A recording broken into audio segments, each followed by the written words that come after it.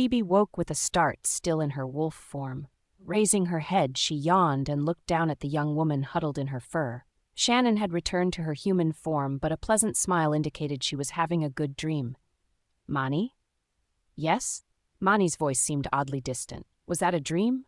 More like 3 dreams, ours, hers, and his. His? Shannon's mate. So that wolf was real? Of course he's real. I can't make a wolf appear out of thin air. But who is he? Where is he? I don't know, I've never smelled him before, and I didn't feel a link, so it's safe to assume he's not from our pack. But he is close. Maybe he's from a neighboring pack? But how do we find him? We don't, Mani said. But Shannon is strong, and now that she feels the connection to her second chance, mate, she'll be able to let go of her old bond much easier, Mani said. It is not for us to interfere in the natural order. Phoebe was silent. Still, I didn't know we could enter another's dream like that. Neither did I, and I'm pretty sure this was a special case because of Shannon's rejection.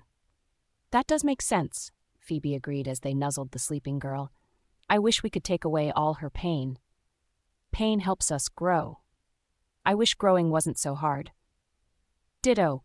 We should let her rest now. I think she'll sleep the rest of the night. They carefully extracted themselves from the Omega. Shaking away any lingering cramps, she shifted back to her human form and quickly dressed. Staying so long in her wolf form wasn't easy, given how little she shifted over the years, but if Mani was now willing to shift in front of others, perhaps they could do it more often. It would be nice to go for a run and explore the pack territory, preferably with Jason. She desperately wanted their wolves to meet. With a sigh, she looked at Shannon curled up on the floor, naked and asleep. They couldn't leave her like this. She'd catch a chill for certain. Approaching the bed, Phoebe pulled back the covers before turning to the task of how to get the sleeping Omega into bed. Kneeling, Phoebe slung one of Shannon's arms over her shoulder and slowly stood. The young Omega was petite, but dead weight in her arms as she dragged her to bed. Phoebe nearly ended up in bed with her, but eventually got her safely under the covers. As she tucked in the sleeping woman, she couldn't help but be grateful the Omega was as petite as she was. You should also be grateful for the strength training our mate has been making you do. Phoebe took a final look at Shannon.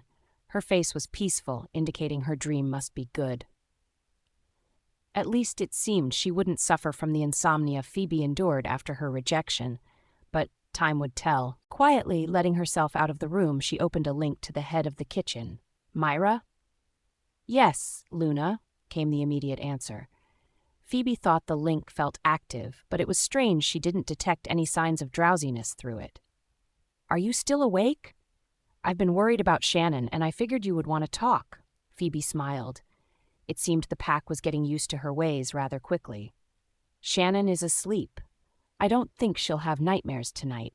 I'd like to give her a couple days off, but working might give her something else to focus on. I see what you mean. Yes. If Shannon wants to keep working, I will make sure to give her some light duty so she doesn't overdo it, and I'll let her sleep late tomorrow, too. Sounds good. Thank you. Phoebe sighed, making her way to the Omega's elevator, rather than try to make her way through the dining hall. If anything happens, contact me immediately. Of course, good night, Luna. Good night. And Luna, thank you. You don't have to thank me for this. This is why I am here. Riding the elevator up, Phoebe exited near the landing leading to the alpha floor. It was a handy shortcut. Halt. Oh, sorry, Luna. Phoebe paused, smiling at the guard. Since the Luna ceremony, the staff elevator proved too good of a shortcut, and now it was monitored much more closely to prevent any repeats of the previous incident. That's all right. Thank you for keeping watch. Everyone else already turn in? Yes. It's quite late, Luna. Sleep well? Thank you. Phoebe nodded and headed up the last flight of stairs. Making her way down the hall, she paused to peek in on Emma and Blake. The pups were sound asleep and dreaming peacefully. When they first arrived at Blue Moon, the pups always needed her to tuck them in. Gradually, they became more comfortable and trusting of their adoptive family. Now even Jason could tuck them in without issue. Blake didn't stir in the slightest, and she moved on to his sister. Phoebe sniffed Emma's blanket, catching Jason's telltale scent, and wondered how many bedtime stories the pup cajoled him into telling. She smiled, giving Emma a kiss before departing. Phoebe made her way to her bedroom to find Jason sprawled on the bed. Unlike the pups, his sleep seemed restless, no doubt because she wasn't with him. Phoebe headed to the bathroom for her nightly preparation, brushing her teeth and twisting her hair to tame it before bed. Shedding her clothes, she pulled on a pair of silk pajamas, smirking at the thought that it was the same pajamas she wore when Jason first spent a night with her. After her rejection, Phoebe hadn't bought many things for herself, and it wasn't just about saving money for the pups. Her own mate thought she was worthless, so was there any point in dressing up? It was Bridget who finally convinced her that it was okay to treat herself now and again. With that thought in mind, Phoebe purchased silky pajamas instead of flannel.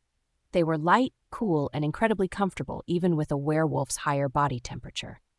Since arriving at Blue Moon, she still enjoyed the feeling of silk against her skin, not that she had much chance to wear them given Jason's insatiable hunger.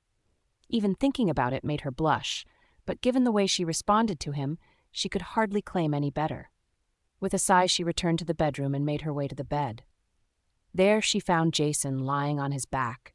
His brow was furrowed by a troubled dream. Phoebe sat beside him, studying his pensive expression.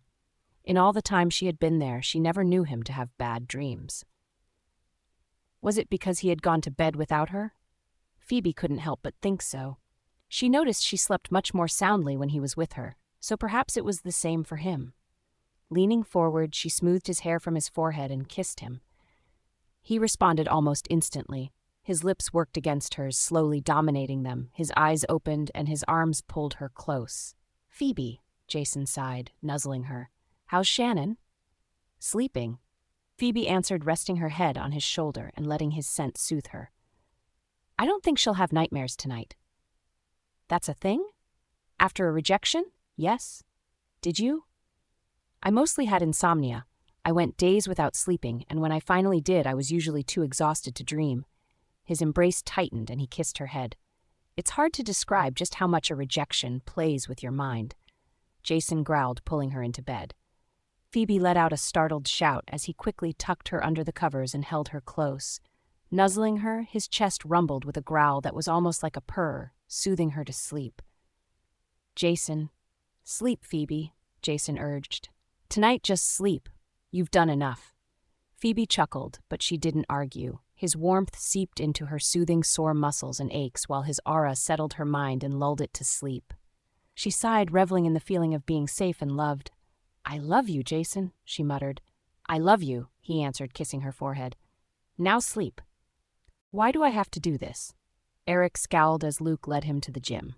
There, several warriors were stretching and beginning their warm-up exercises. Today's training focused on grappling and close-quarter techniques, so it paid to be limber. "You came to train," Luke said. "So you'll train.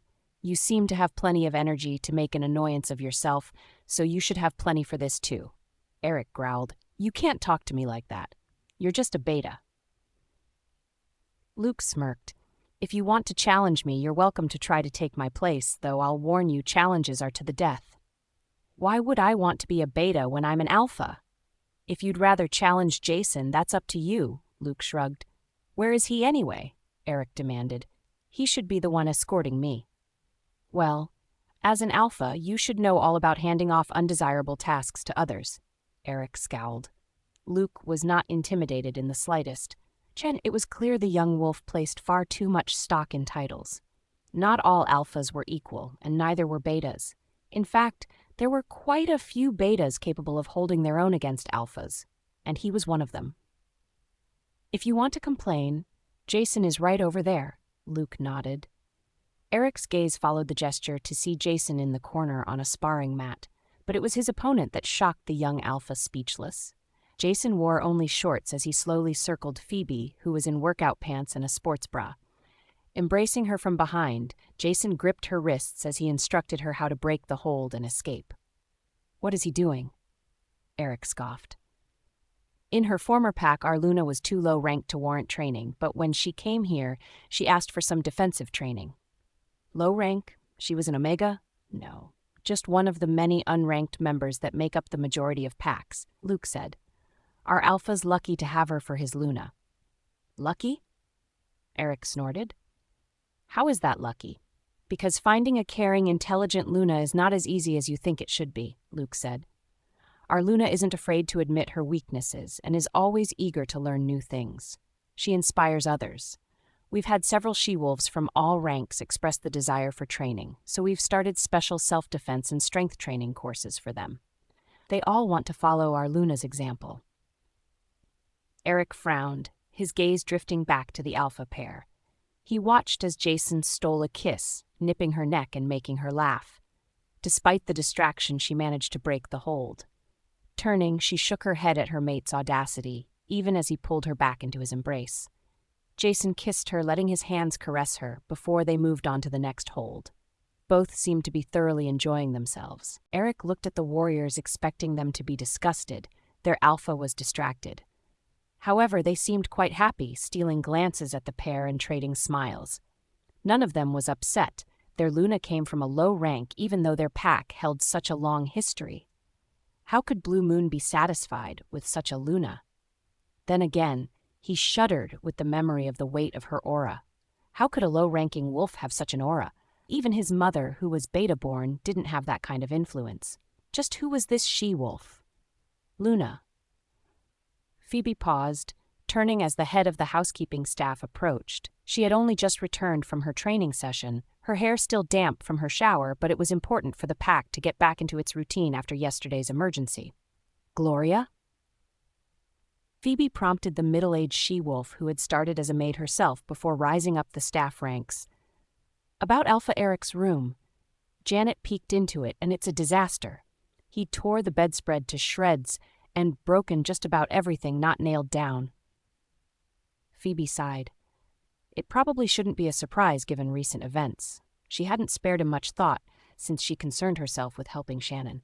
No doubt Eric and his wolf were suffering from a huge disconnection after rejecting their mate. The fact his wolf desperately wanted its mate, no doubt fueling his rage. "If he wants to live in a pigsty, there is not much we can do," Phoebe shook her head. "But I know, it's difficult to leave it, but he must either clean it up himself or apologize for how he's treated all of you. I won't compromise just because it's easier." "Yes, Luna. Don't worry, none of you will be held accountable. I've already spoken to Jason and he agrees."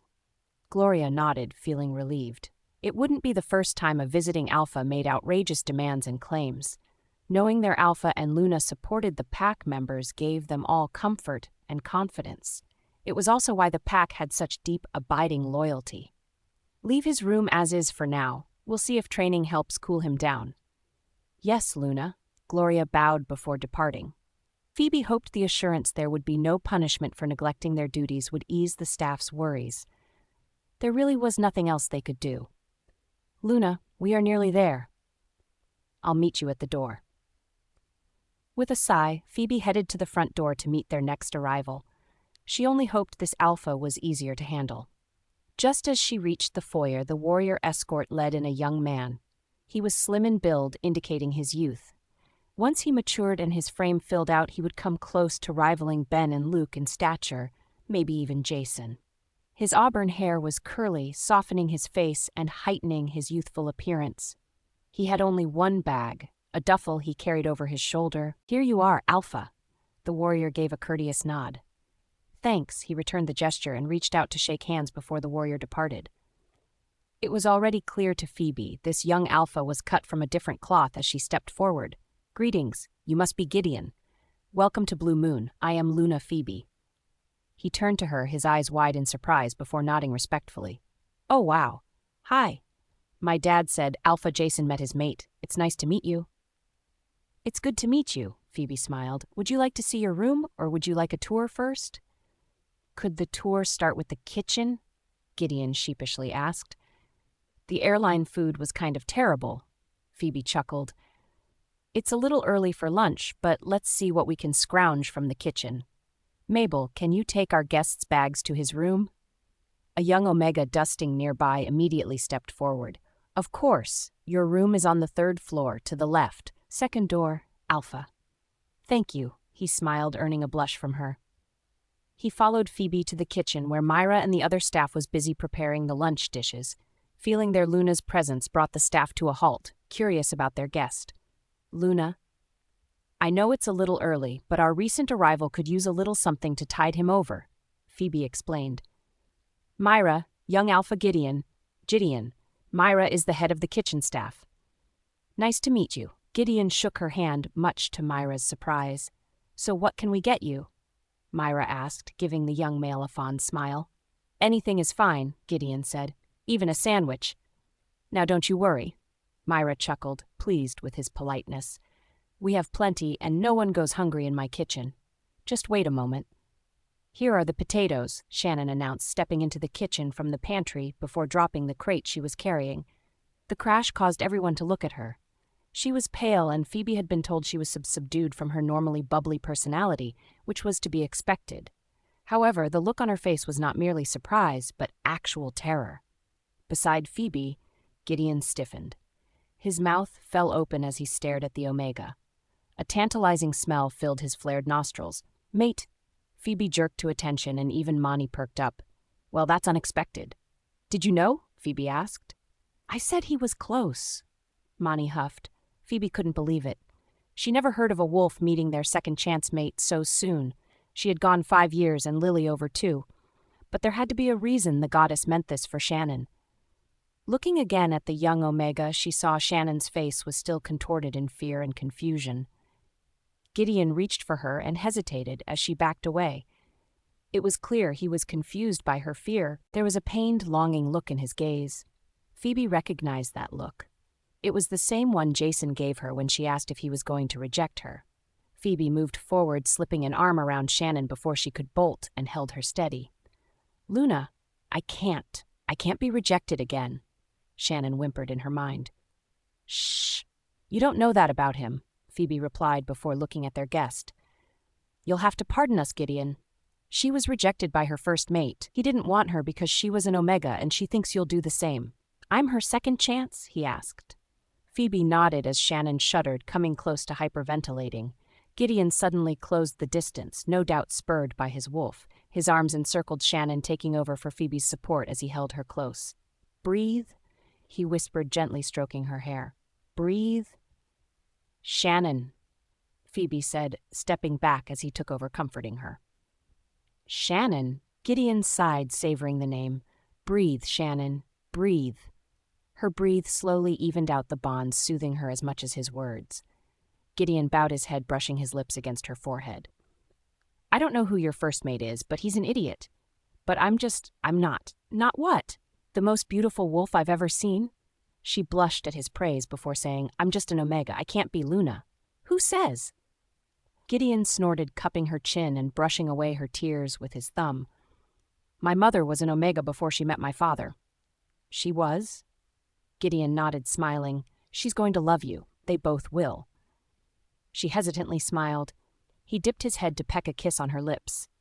They had known each other no more than 2 minutes, and yet he felt an unbreakable connection that sent sparks through him wherever their skin touched. When his parents told him about the mate bond, he hadn't believed it. There simply wasn't any way for such an immediate connection to be made, but it was true. All of what they said was absolutely true.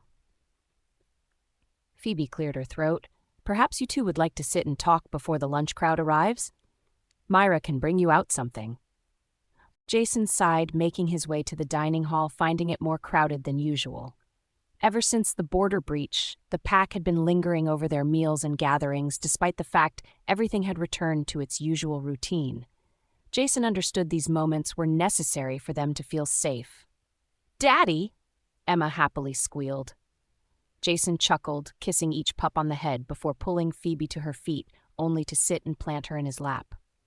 Phoebe rolled her eyes but didn't protest his need to hold her. Intellectually, he knew he and his wolf should be settled by now, yet he continued to cling to her, needing to hold her. Even Lobo couldn't explain why they needed to keep her close, but he felt they should keep her within sight at all times.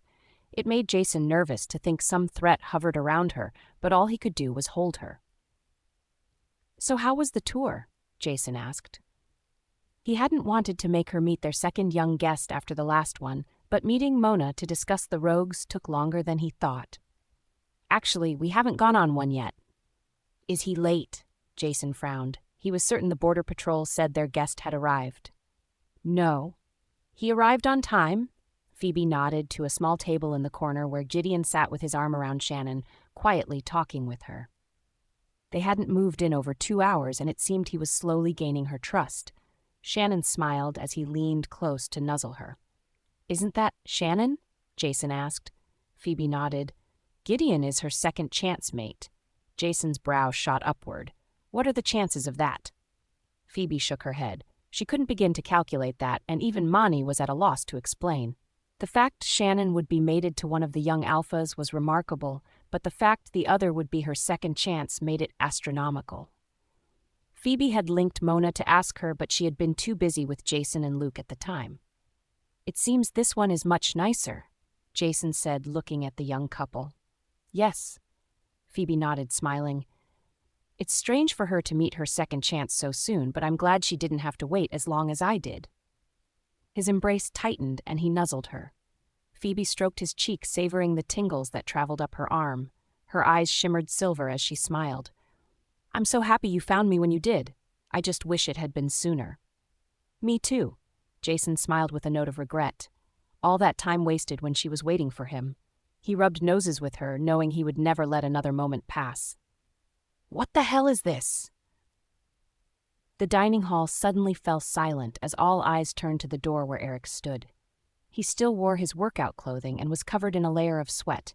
His hunger had driven him to the dining hall without showering. Though all eyes were on him, his were only on one. You! He growled, rushing toward where Shannon sat. She whimpered, trying to shrink down even as Gideon stood and moved to shield her. Back off, Eric, he snarled. And don't you ever address my mate like that again. Your mate, Eric growled. She's mine. Was, Phoebe corrected, approaching them. You rejected her, remember? He's the one who rejected Shannon, Gideon scoffed. I should have known. What's that supposed to mean? Eric growled. Only that you never understood the value of anything. It's always bigger, better, faster with you. All you care about is flaunting your title. You never bothered with anything that was actually genuine. Genuine? What about you and Harper? I told you there was nothing between us. We were never mates, and I never touched her. You calling my sister a liar? Yes, that is exactly what I'm calling her. Oh, really? Well, let's settle this right now, shall we? No, you will not. Phoebe snapped, her aura washing over them, snapping both of them to attention. You will not tear apart this dining hall or pack house. If you want to test each other's testosterone, you will do so in the gym. You can't tell me what to do, Eric snarled, struggling against the weight of her aura and clearly surprised by her authority. He raised his hand to lash out, only to have it gripped tightly as another aura crushed down on his shoulders. Startled, Eric looked to see Jason standing over him, growling warning. Not even his father's aura hit him so hard. I know you weren't just threatening my Luna pup. Eric shivered. I will remind you, you are a guest.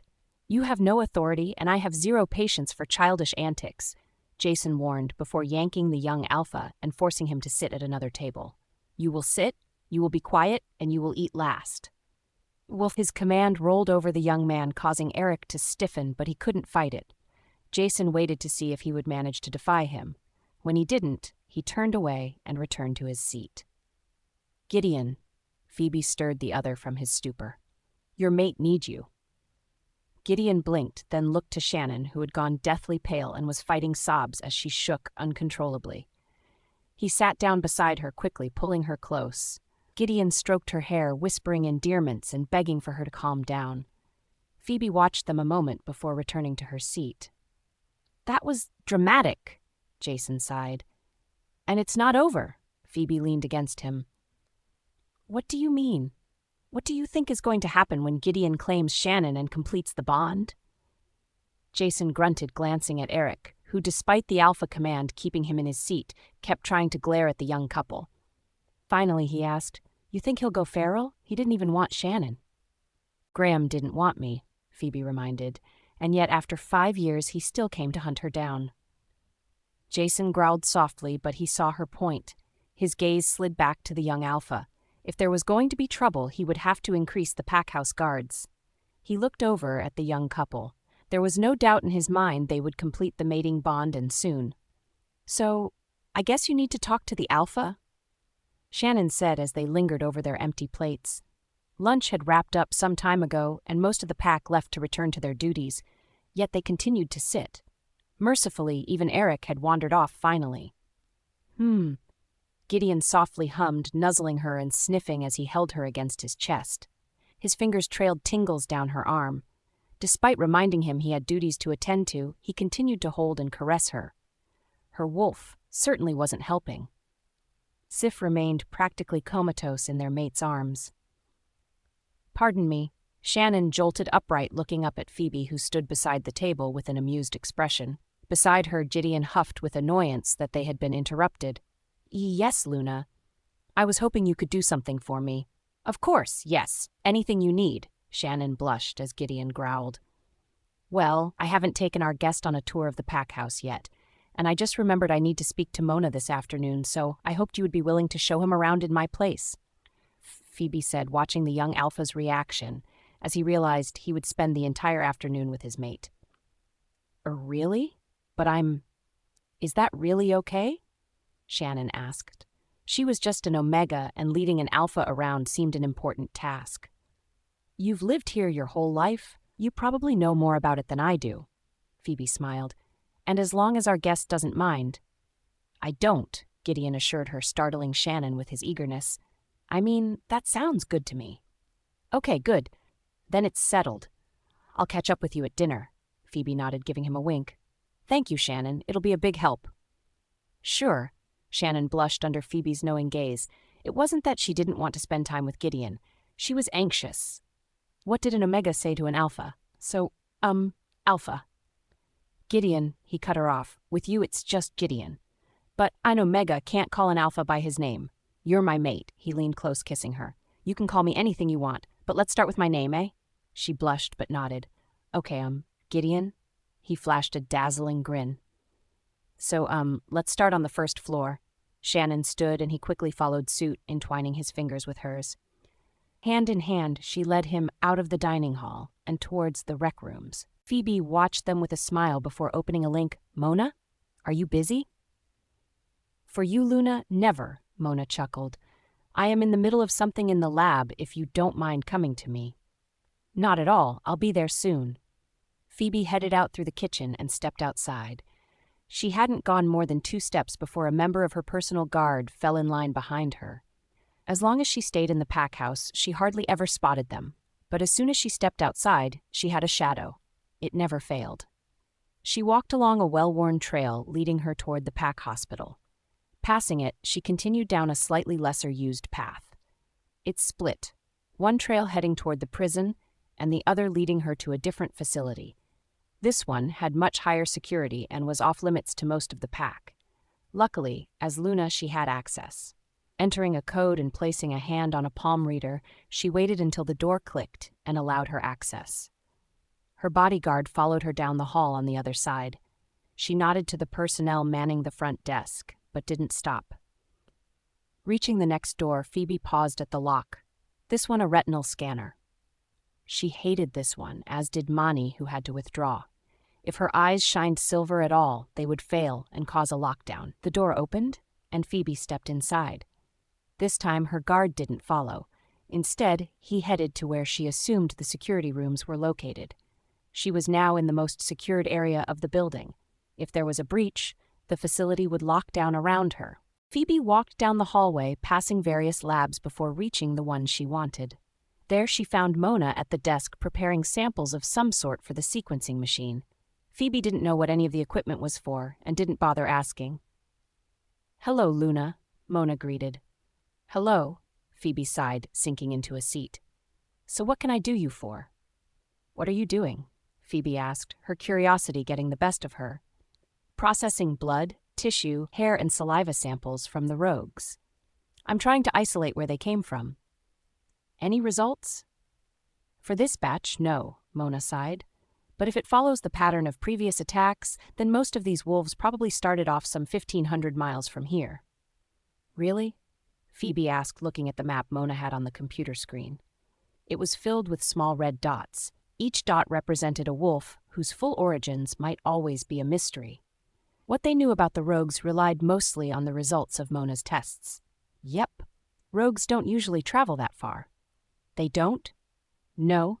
From our previous study using radio collars, we know most rogues tend to stick to a territory about 50 to 100 miles in diameter. They very rarely leave. Why did these ones travel so far? Good question.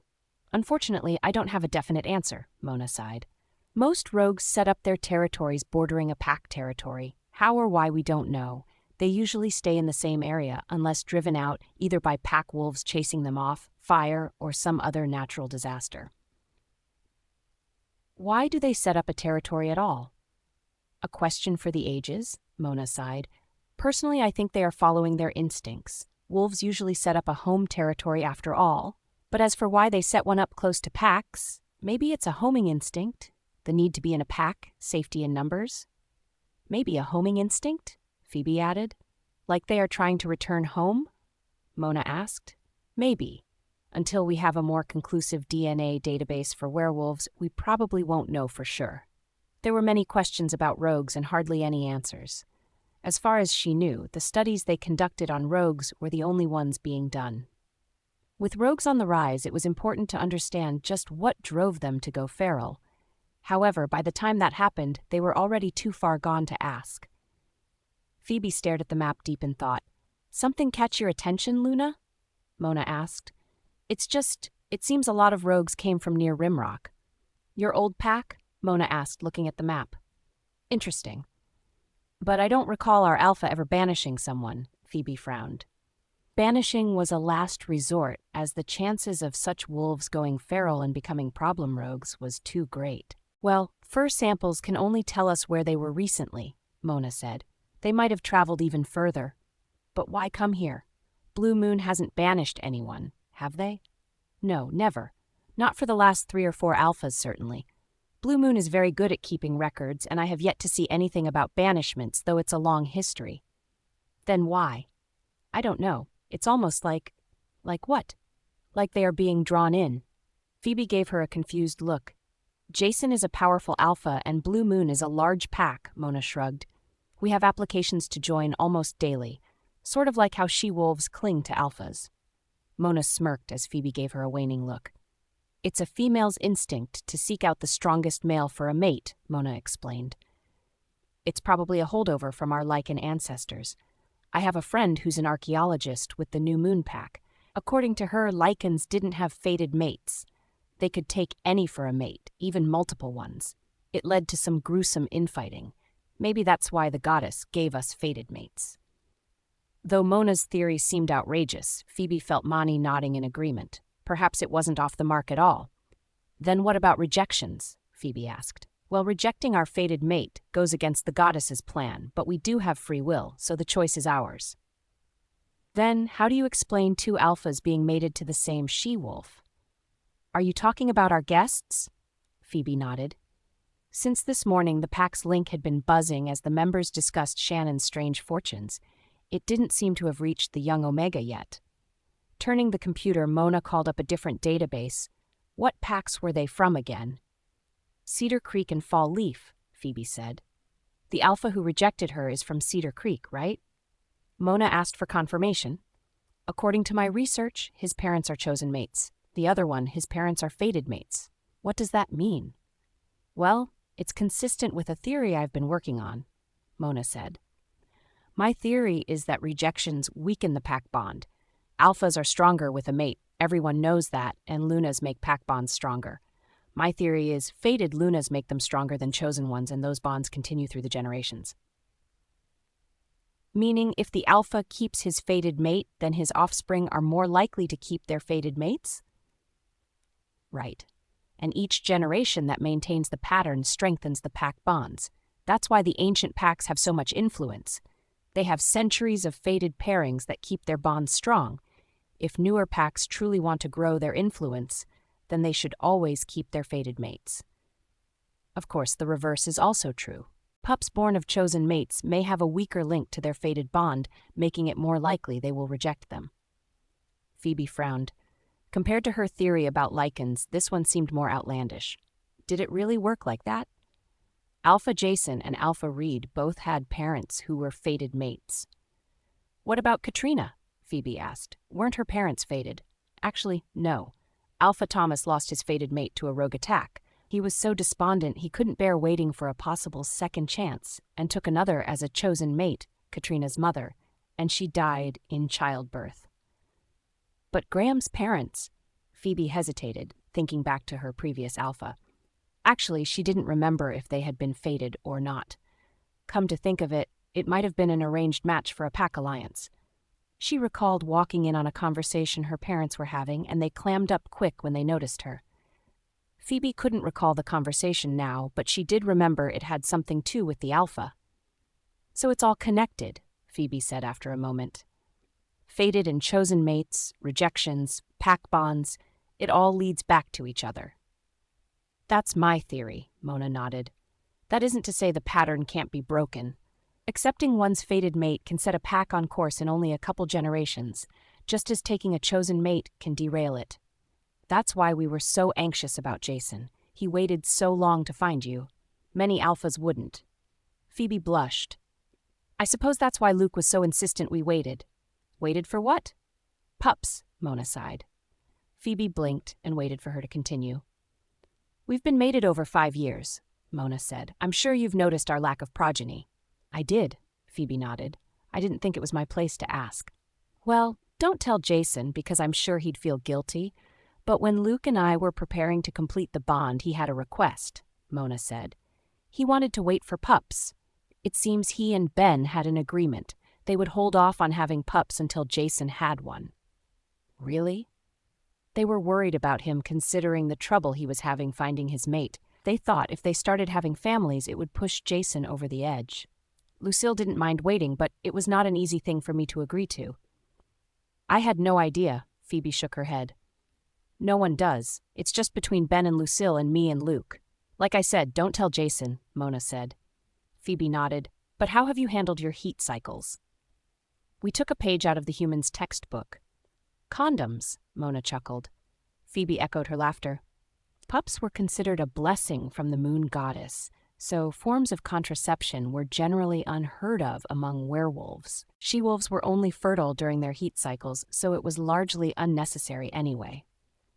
Phoebe suddenly frowned. That was one thing she was nervous about. Until a she-wolf was mated and marked, their heat cycles were short, barely lasting a day, and only mildly uncomfortable. After they were mated, and especially after she was marked, it would last 3 or more days. She would be consumed with pain and hot flashes. The symptoms would only ease with her mate's presence and touch, not to mention intercourse. Phoebe was already blushing at the mere thought. How was she going to actually handle it? Mona chuckled. Don't worry. Once your heat starts, thinking will be the last thing you're going to worry about. Now that Jason has found you, Luke and I can finally start planning for ours. She blushed lightly. It was clear Mona was looking forward to pups of her own. Phoebe was sorry she waited so long, but grateful they had been considerate of Jason. But Mona was right. He would feel guilty if he knew his Beta and Gamma waited to have pups until he found his mate.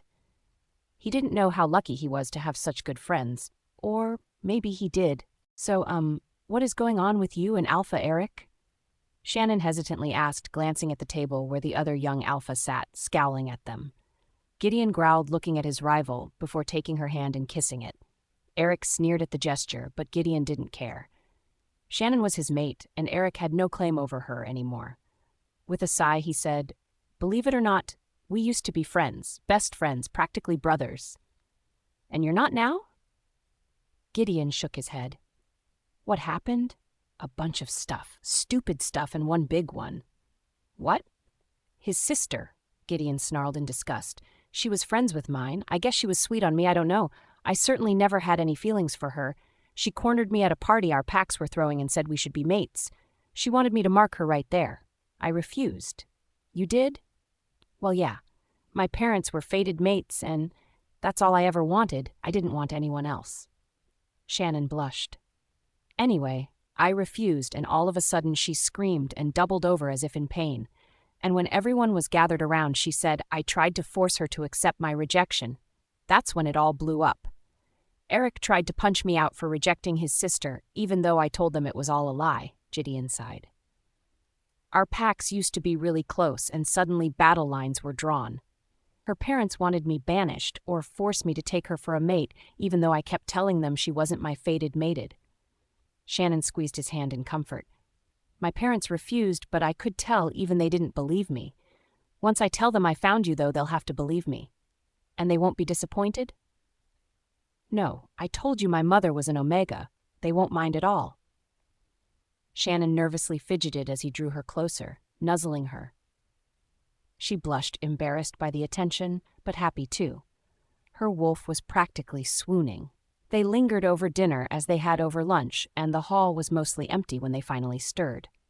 So, I suppose you should head to bed. You probably have alpha things to do tomorrow, Shannon finally said. Gideon sighed. That was right. He had come here to learn how to be a good alpha from one of the most influential alphas in the world. He had been excited about it even after he learned Eric was doing the same, but now he could only think about his mate. I can show you to your room, Shannon said. Actually, I'd like to see yours, Gideon said after a moment. Mine? My mom, her pack didn't treat her well. They made her sleep in a closet.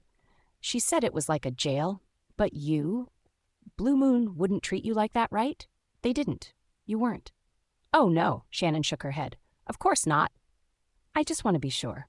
Well, okay, I guess that is all right. Shannon hesitated. She supposed there was no harm in showing him. She never brought a male to her room before, so Shannon was hesitant to lead him down the hall to the Omega dorms. Stepping inside, she turned on the light and gestured to the small room beyond. Gideon stepped in after her, and his presence filled the space, making it seem even smaller. The room was about as large as a college dorm room, perhaps a little bigger, with a full-sized bed, end table, desk, and chair dominating it. A television was perched in the corner, and there was a decent-sized closet and plenty of shelving. What about a bath? He asked, seeing as there was no ensuite. Oh, that's down the hall, Shannon indicated. It has bathroom and shower stalls and even a bathtub. He nodded. It was consistent with what his pack offered in amenities for Omegas. Gideon breathed a relieved sigh. Blue Moon certainly lived up to its reputation, and he was glad it treated even its lower-ranking members with consideration. After hearing his mother's stories, he knew that wasn't always the case. So, I suppose I should show you to your room, Shannon said, feeling awkward the longer they lingered in her small space. Actually, Gideon turned, pulling her into his embrace, I'd rather stay here with you. With me? Or you can stay in my room with me, Gideon shrugged. But I can't. We're mates. Mates usually stay together. But, Shannon hesitated. Her wolf was whimpering, wanting their mate to stay, and Shannon had to admit she wanted him too. She only got through her first night with the Luna's help, and she doubted she could get through this night alone. Do you want me to go? Gideon asked. No, I don't. I don't. Shannon was at a loss to explain her experience. She never thought of herself as particularly pretty, and no one took much notice of her. The only male who spoke to her was her first mate, and that was to reject her. What was she even supposed to do? Gideon's arm came around her, and he held her close. Shannon relaxed slowly, enjoying his gentle caresses and scent. Her fears melted away when he was close. It just felt right being in his arms. We don't have to do anything, Gideon whispered.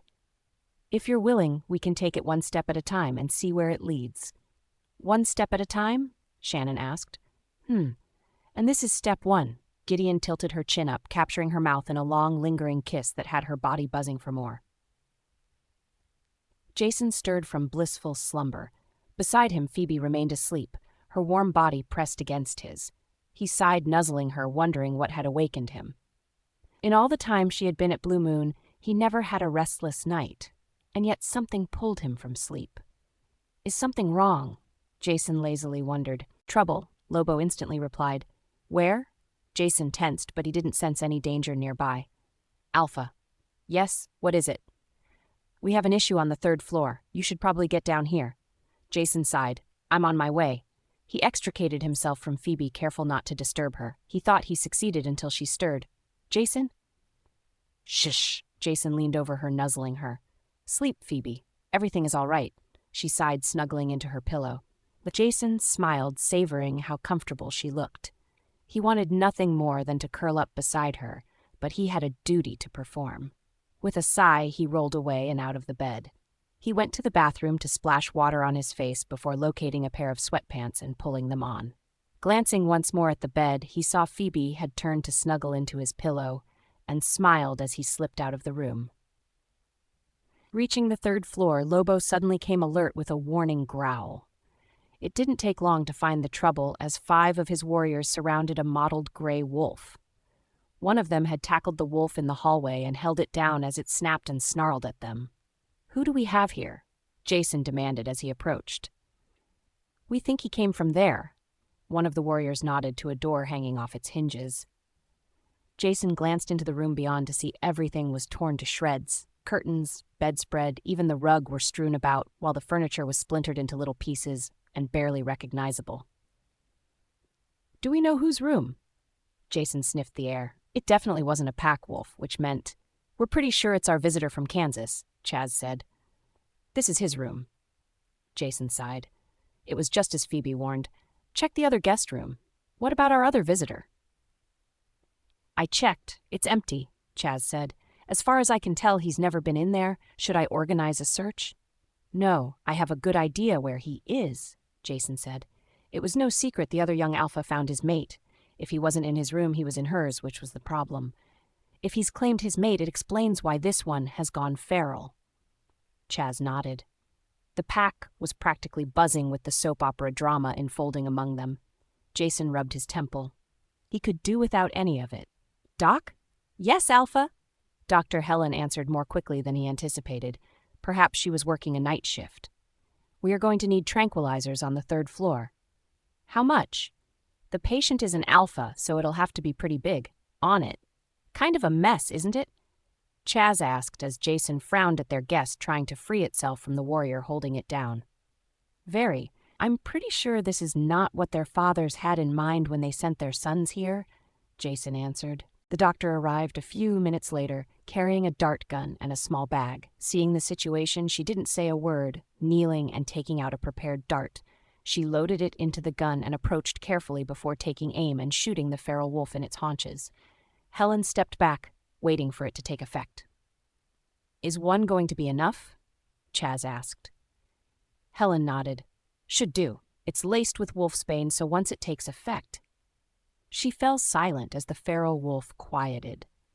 It let out a whimper before suddenly succumbing. His fur receded, and his body morphed back to his human form in the slowest transformation they ever witnessed.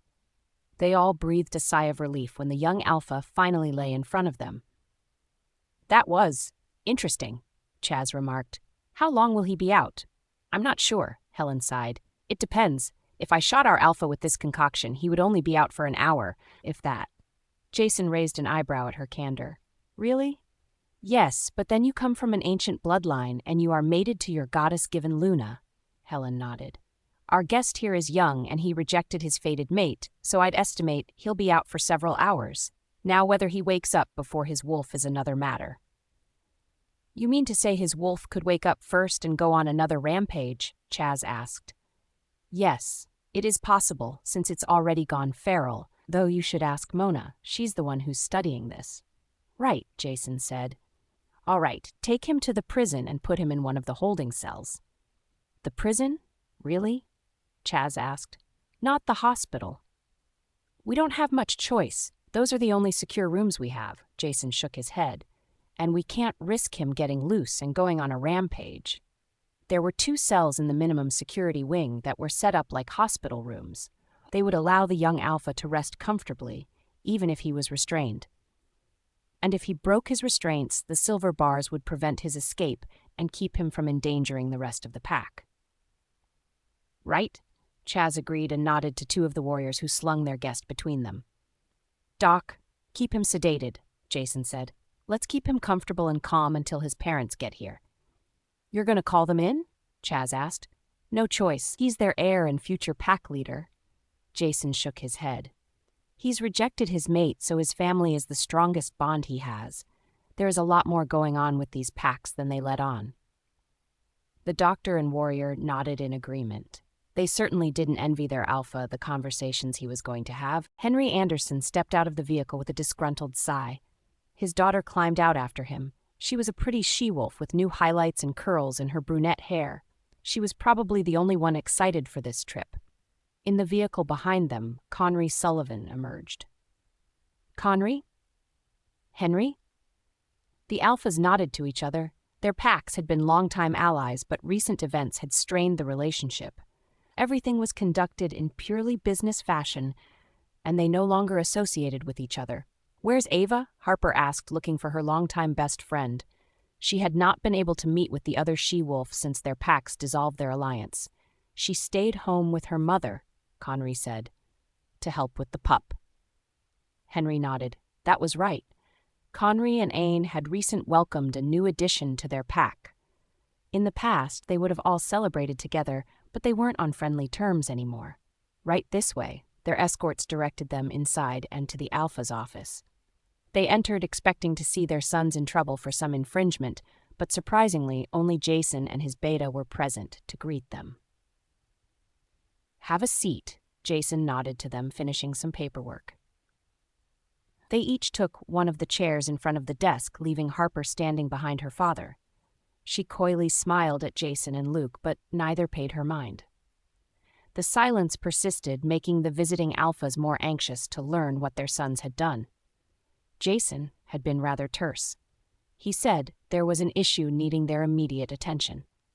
Since he refused to say more over the phone, they had no choice but to comply with the summons. A knock announced the arrival of another, and they stiffened. However, the petite she-wolf with gray eyes certainly wasn't what they expected. She gave them a nod before circling the desk to join Jason.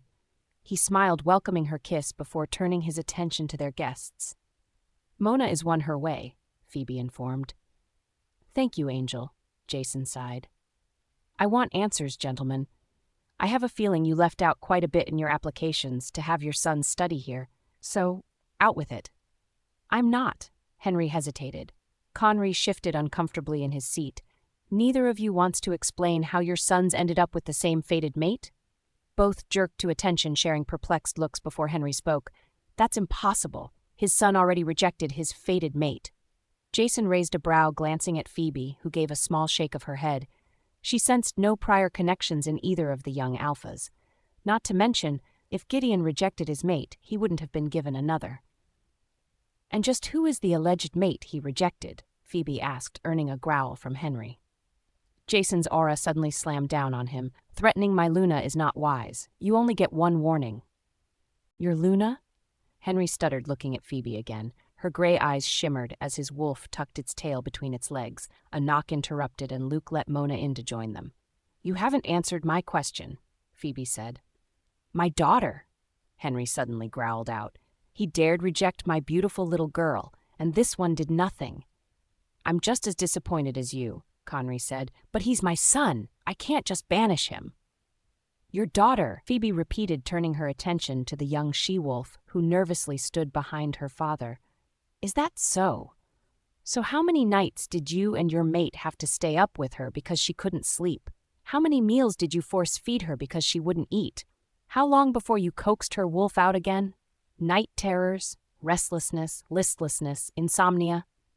"Excuse me, what are you talking about?" Henry asked. "I'm talking about the long-term side effects that all rejected wolves endure," Phoebe said. "It can be months, even years before they recover. But your daughter didn't suffer at all, did she?" "What are you implying?" Henry asked. "I'm not implying," Phoebe said. "It's obvious she's a liar." "You dare call my daughter a liar?" Henry shouted. Jason's growl ripped through the room as his aura engulfed them and forced the other alpha into his seat. "You were warned." "Wolves recognize our own," Phoebe calmly said. "My first mate rejected me, so I recognize others who were rejected.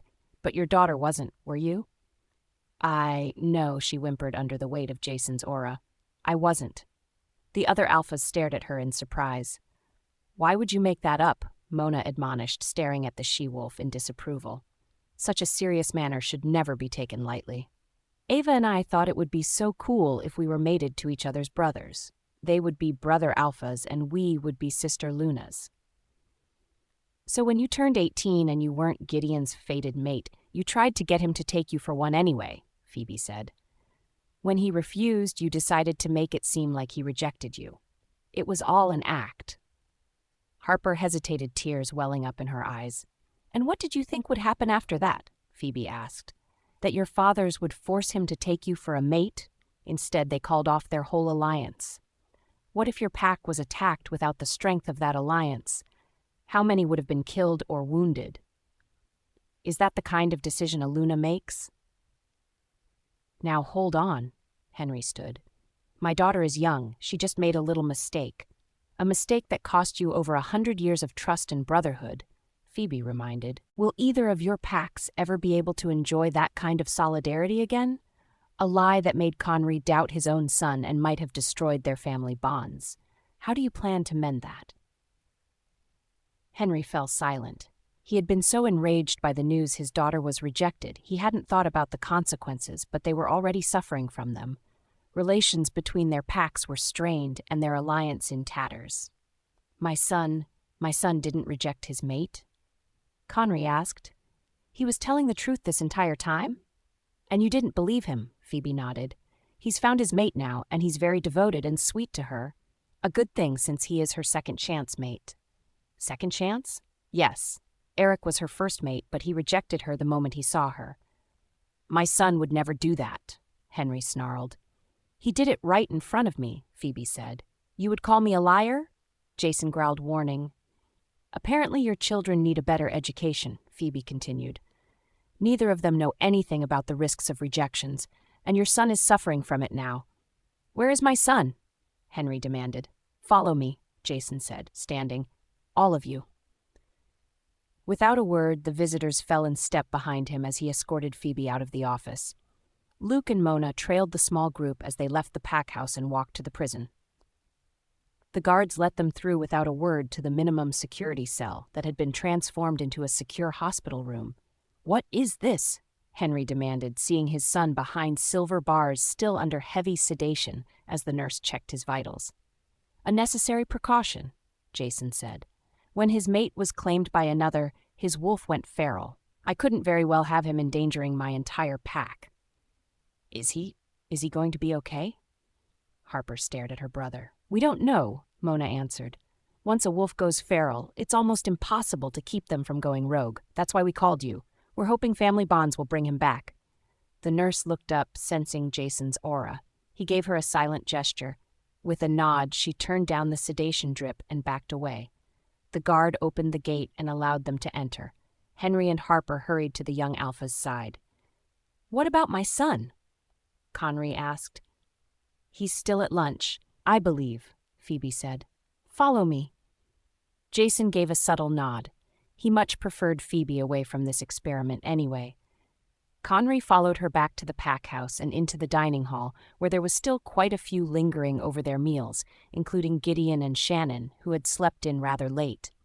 Conry sucked in a breath, watching his son lovingly nuzzle and hold the young she-wolf, as if the world would stop if he didn't. It was a scene he never thought he'd see, but now realized he should have known better. Gideon had grown up watching his parents' love story unfold. There was simply no way the young Alpha would reject his goddess-given mate. Hesitantly, Conry approached the table, waiting for his son to notice his presence. When Gideon looked up, he gave a start and was suddenly on his feet, shielding Shannon. Conry winced, but supposed his son had every right to be wary. I'm sorry, son. Conry said, We should have believed you. We should have known you'd never reject your mate. Gideon hesitated, glancing at Phoebe as some sort of mediator. She nodded and smiled encouragement. Dad, this is Shannon, Gideon finally introduced. Shannon, this is my father and current Alpha, Conry. Nervously, she stood. Hello, Alpha. Please, Conry is fine, Conry said, tears welling up in his eyes. Or even Dad. I'm so glad my son found you. Shannon hesitated before stepping around Gideon and offering her father-in-law a napkin. Conry accepted the offering before gently cupping her face and earned a soft, protective growl from his son. My mate is going to love you, Conry smiled, dropping his hand. And Ava has some explaining to do. If she knew Harper was planning to try to ruin your reputation, She has some questions to answer. Gideon grimaced, but it was nice to hear his father speak on his behalf again. Phoebe smiled as the trio sat down together. There was a lot for them to discuss and bridges to mend. "Luna, we need you back here," Mona suddenly called. "I'm on my way." Phoebe left their guests quietly talking in the cafeteria. She knew the kitchen staff would keep an eye on them and alert her for any trouble. Shannon was one of their own after all, and they were all impressed by Gideon's immediate desire to claim her. Returning to the cells, she found Eric had woken up. His eyes practically glowed red as he thrashed, trying to break the leather straps that held down his limbs, as fur bristled along his arms and back. Harper cowered from her brother, weeping in terror as their father watched in horror as the young alpha partially shifted. The guard was loading a tranquilizer dart and preparing for the moment Jason gave him the go-ahead. Jason grabbed Phoebe as she approached and held her protectively as he eyed the young alpha. He would have been happier if she remained in the pack house rather than witness this unfortunate event. "Phoebe," Mona said as her own mate held her tight. "I think you should talk to him." "Me? Why?" Jason growled. "Because she's the only one of us who knows what it is like to be rejected, and she has a calming aura. I think he'll listen to you." "She's right," Mani agreed. "We are probably the only ones who can reach him." "Are you sure? If not, he'll have to be put down like any other rogue. All right, let's try." "Phoebe," Jason's embrace tightened when she tried to enter the cell. "Don't." "I have to try," Phoebe said. "Or else he'll be put down. I won't get too close, I promise." Jason gritted his teeth, at war with himself. Finally, he gave the barest of nods and allowed her to enter. Phoebe approached the bed as near as she dared. "What do we do?" "Give me control," Mani said. "It would be easier if we knew his name." "You mean Eric?" "I mean his wolf's name," Mani huffed as if it should be obvious. "That's who I need to speak with." Phoebe grimaced. "It would be better if the moon wasn't waning too." Phoebe bit her lip. That was right. Werewolves were always strongest on the full moon and weakest during the new moon. While it was true of all wolves, Phoebe noticed it was even more pronounced in Mani. "Will you be okay?" Phoebe asked. "Yes, mate is here. We'll be fine." "All right." Phoebe relinquished control, allowing her wolf to surge forward. Remarkably, they didn't shift, and she wasn't sure why. Mani hadn't hesitated to show herself to Shannon, yet even without shifting, their aura spilled out, filling the room like a thick fog. Even time seemed to stand still as everyone froze under the spell of their calming presence. "Calm yourself, pup," Mani spoke through her. "Is this any way for an alpha to act?" "Mate," Eric's wolf howled in pain. "She has already been claimed by another." "No, mine!" "Where was this resistance when you rejected her? Why didn't you come forward then? Answer me, pup. Where were you when your sister lied and ruined your friendship? Well, answer," Eric whimpered. "What is done is done. You cannot change the past. You can only learn from it and move forward." "But, mate," "is lost to you. That void is something you will have to live with. But you will have to find the strength. You may yet find a partner, but she will never be able to fill that void. You must teach your pups to be better than you. Teach them not to reject the gift they are given. Teach them not to make your mistakes. You can do that, can't you?" "What if I can't?" "Then your line ends with you. They will have no choice but to put you down. Do you choose life or oblivion?" Phoebe sighed as Mani receded into the back of her mind. She wobbled, and suddenly Jason's arms were around her. His scent filled her nostrils, and she leaned on him, welcoming his warmth and support. "Mani, I'm here, just tired. That took more out of me than expected. Are you all right?" "Yes, I just need to rest." "All right, rest." "Phoebe, are you all right?" Jason nuzzled her, his voice harsh with concern. "I'll be fine. I just need some rest," she smiled at him. He kissed her forehead and tightened his embrace. Watching from the sidelines had been the most difficult moment of his life. But when her aura spilled out, he was in awe. He had no idea it was so strong or how she had ever been able to hide it. Even Lobo was moved to silence. Phoebe looked to the bed to see the young alpha lay in a cold sweat. However, he was no longer fighting his wolf for control. Groggily, he opened his eyes as tears streamed down his face. "Dad? Eric?" Henry stepped forward. How do you feel?" "It hurts so bad, and I can't feel my wolf. I think he's gone, Eric choked out. Not gone, Phoebe corrected, earning their attention. He's in mourning. You rejected your fated mate, and you will not be given another. There will always be a void within that you won't be able to fill. You and your wolf will have to find a way to live with that. Eric whimpered as more tears seeped from his eyes. He never imagined this kind of pain. Was this the pain his sister went through? Why was he punished while Gideon was still given a mate? I'm so sorry, Henry shook his head.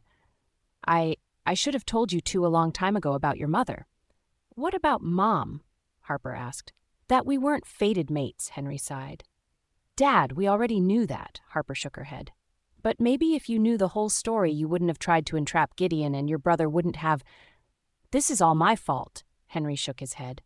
I was too impatient. I didn't want to wait for my fated mate, and your grandfather wouldn't step down until I had my Luna. Your mother was one of my best friends, so we thought our bond was just as good. We chose each other. It was fine, but there was an emptiness inside I couldn't shake. I knew it was because I had given up my fated mate. I tried to ignore it, but... Eric and Harper stared at their father, waiting for him to continue. When Conry found his mate, the moment I saw her, I felt an ache, and I knew she was meant to be mine. Henry shook his head. If I had been a little more patient, if I had gone looking, but it was too late. The goddess gave her to Conry, and it was clear she felt no connection to me. I had broken our bond without ever meeting her. She would never know it was supposed to be me.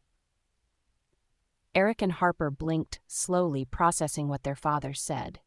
They had known their parents were chosen mates, but they hadn't thought much about it. But to think their father's mate was meant to be Ayn. She had been so close, only a pack away, and he hadn't bothered to look for her. Even now, he still felt the pain of losing her. Now that they thought about it, their father had always been a bit reserved when their pack and Conry's converged, and there was often a pained look in his gaze. Was it because he was thinking about what might have been? Did he wonder what it would be like if he had taken Ayn as his own? So what's going to happen now? Harper asked.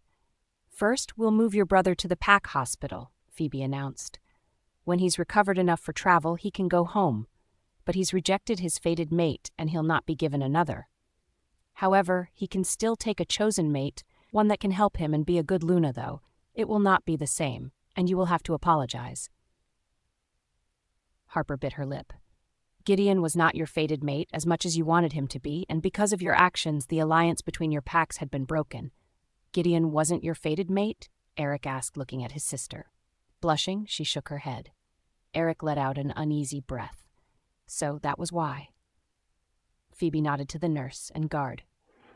Together, they released Eric from his restraints before moving the bed out of the cell.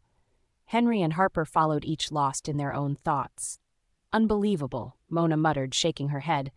To think the fathers and not just the sons were given the same mate. That's one for the books. And Phoebe, what you did, it almost seemed like you were talking to him. What did you say? Honestly, I gave my wolf control, so I don't remember most of it, Phoebe said.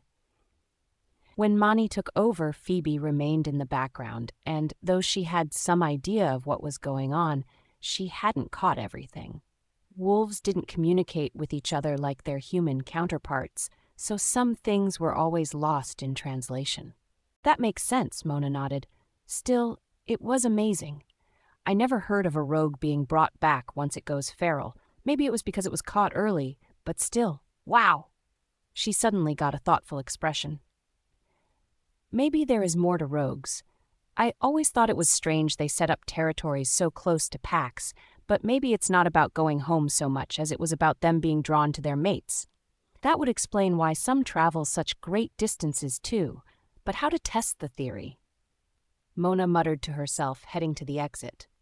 No doubt she would go directly back to her lab to research this new information. Luke watched her with a pained expression. I hope you realize she'll never come out of that lab again, he complained. Jason smirked. Maybe, but her lab does have a hideaway bed, Phoebe pointed out. You could always bring her dinner and coax her away from her computer. Luke's gaze suddenly lit up at her suggestion. Now that was an idea. I'll even help you make a special meal for two to surprise her. Excuse me? Jason interrupted. Yes. Luke exclaimed before he could protest. "Thank you, Luna." Jason fought back a growl. He supposed he could allow it this time. After all, Luke deserved some private time with his mate.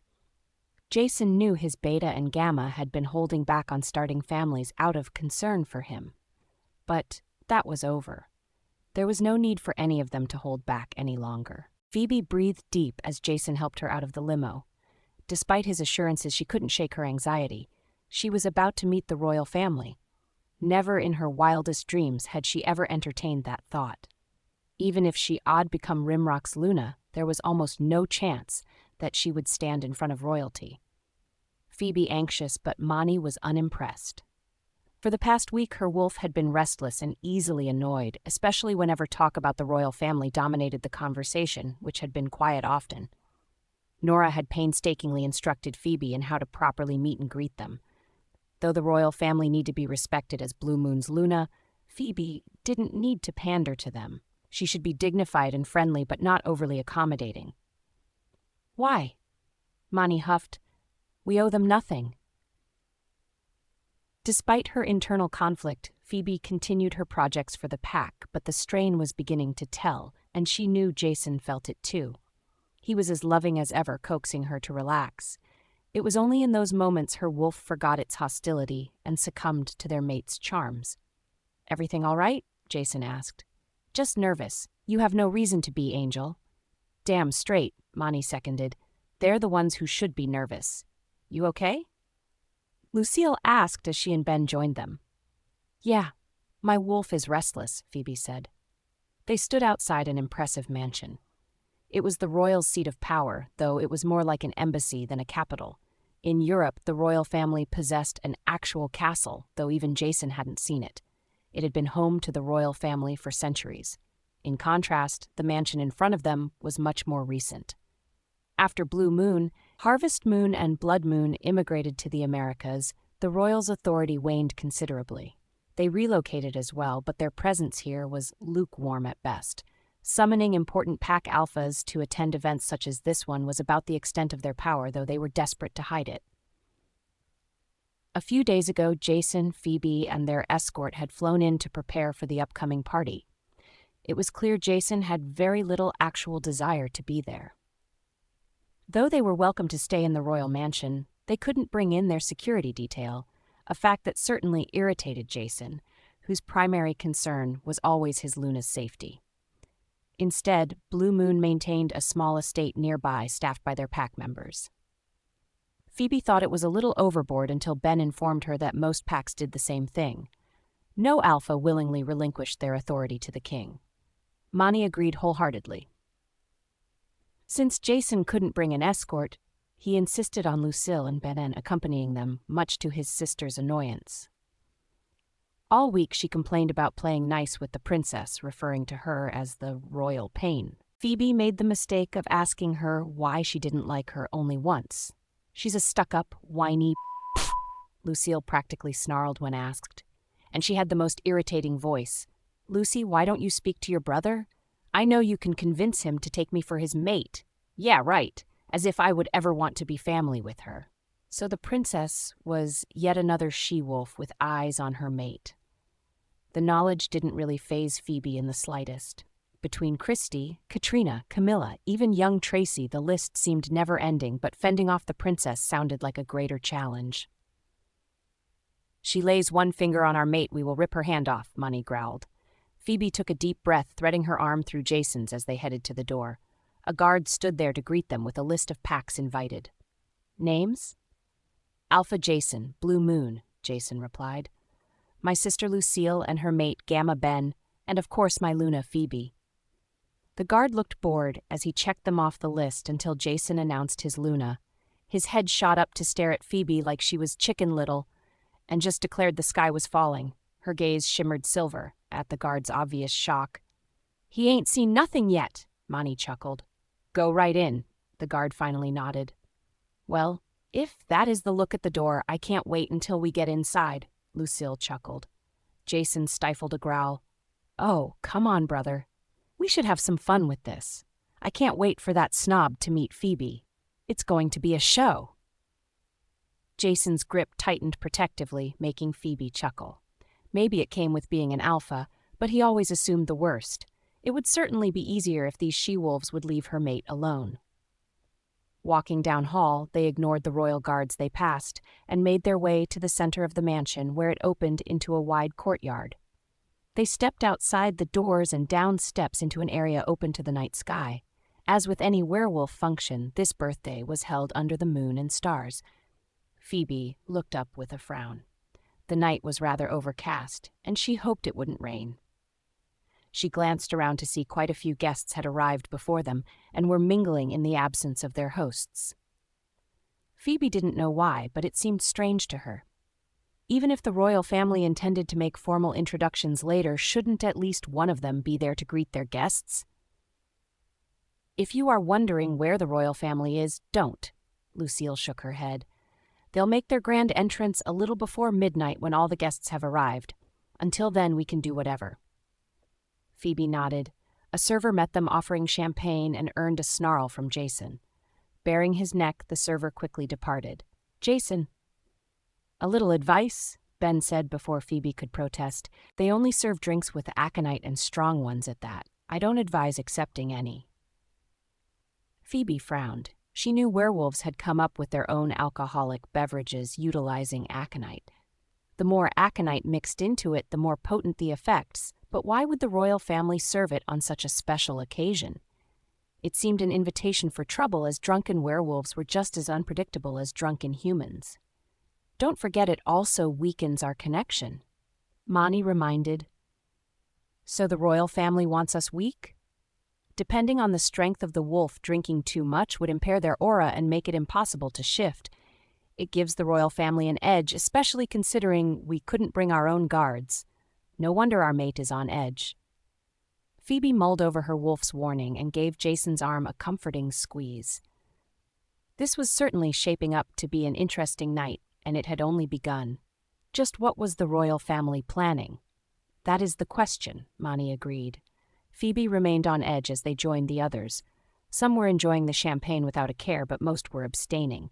Even if they took a glass from the servers, it was clear it was only for show, as they never sipped from it.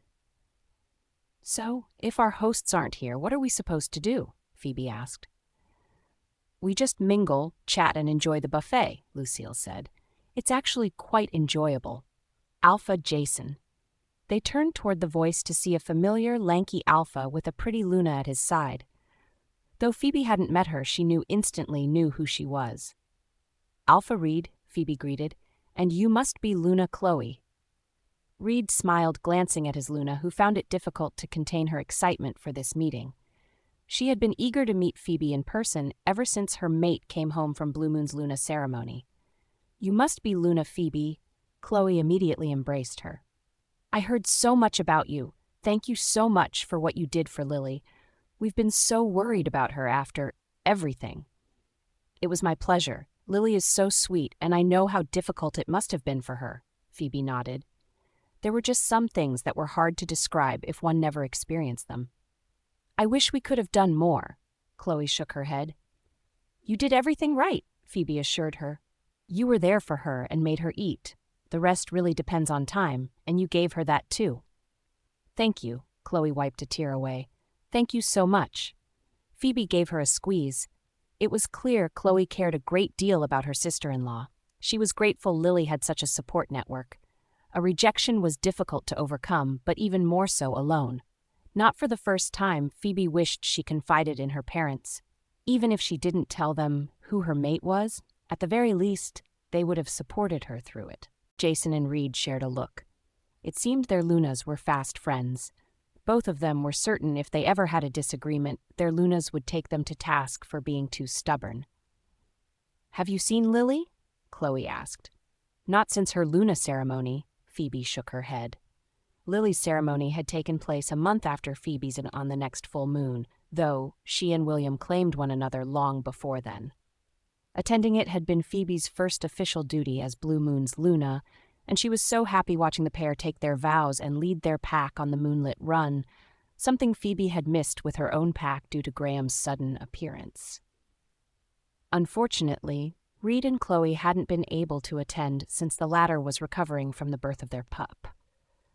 Their eldest son, Cade, attended in his parents' place and wholeheartedly congratulated his aunt. Though Lily was still underweight, it was clear she was thriving under William's watchful eye. Her complexion was much healthier, and a sheen returned to her hair. Her eyes were bright, and a shy smile graced her face. And it wasn't just William who was smitten by his Luna. Though she had only been amongst them a very short time, it was clear Winter Moon adored her. The Omega servers, warriors, and ranked members treated her with respect and even relief. Phoebe wondered how long the pack had been on edge, wondering if their alpha would take a chosen mate and subject them to Camilla's demanding, arrogant personality. "Oh, she looks so good," Chloe gushed. They came to visit for Aaron's naming ceremony. Similar to a pack initiation, naming ceremonies welcomed pups born into the pack. For lower-ranked pups, a family ceremony was often held, but for ranked members, especially the Alpha and Luna's pups, they were thrown a much larger party for all the pack to celebrate, which often included close allies as well. Naturally, William and Lily received an invitation, as they were the pups' aunt and uncle.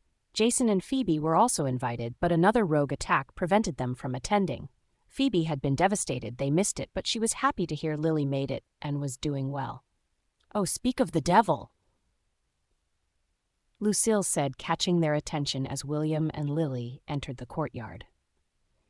It took all of a few seconds for Lily to spy her family and practically dragged William over to join them. Phoebe was happy to note Lily appeared healthy as ever. The dark rings around her eyes had disappeared, and she gained quite a bit of weight. She was still as tall and slim as her brother, but now with subtle feminine curves and healthy muscle tone. Beside her, looking as proud as a peacock, was William, his arm around her waist, and a new possessive aura warding off any who dared threaten what was his. Lily eagerly hugged Chloe and Phoebe in turn, and drawing quite a bit of attention their way. No doubt it was an odd sight to see three Lunas acting like sisters. Alliances were one thing, but to treat one another as family quite another. "Lily, you look fabulous," Phoebe said, unable to hide her delight. Blushing profusely, Lily looked down at her simple black gown with a deep V-neck. On many wolves it would be revealing, but with her slender frame it was elegant. Even so, Phoebe had a suspicion William picked it out. "Thank you. I thank you," Lily nervously answered, still harboring insecurities when it came to her looks. "I'd say we are just about the luckiest alphas in the world," William announced, "with the most beautiful Lunas at our sides." "Agreed," Jason seconded, pulling Phoebe close and kissing her temple. Phoebe blushed, glancing toward Chloe to see Reed was also giving her similar attention. Though the Harvest Moon Alpha seemed reserved when she first met him, it was clear he didn't have any reservations toward his mate. "Oh, Jason, I am glad you're here," Reed said, clearing his throat. "Last month we sent out samples of the bomb to various packs, and all of them have been pre-ordering it by the case. We will start production within the week, thanks to Atticus's supplies." "Good to hear," Jason nodded. With Bridget, a part of Blue Moon, his pack cold make all they needed for their own purposes, but Harvest Moon could distribute it worldwide. "I still can't believe 2 she-wolves cooked it up in their kitchen," William shook his head. "And just what is that supposed to mean?" Phoebe playfully challenged. "Is it more believable if 2 males did it?" "Well, no, I didn't say that." "But it's what you were implying, yes?" Phoebe teased, earning chuckles from the others. "No, I just meant." "Will," Lily gently admonished, "just be quiet. Your mouth tends to get you into trouble." "That's not what you said last night," William scoffed. "Never mind."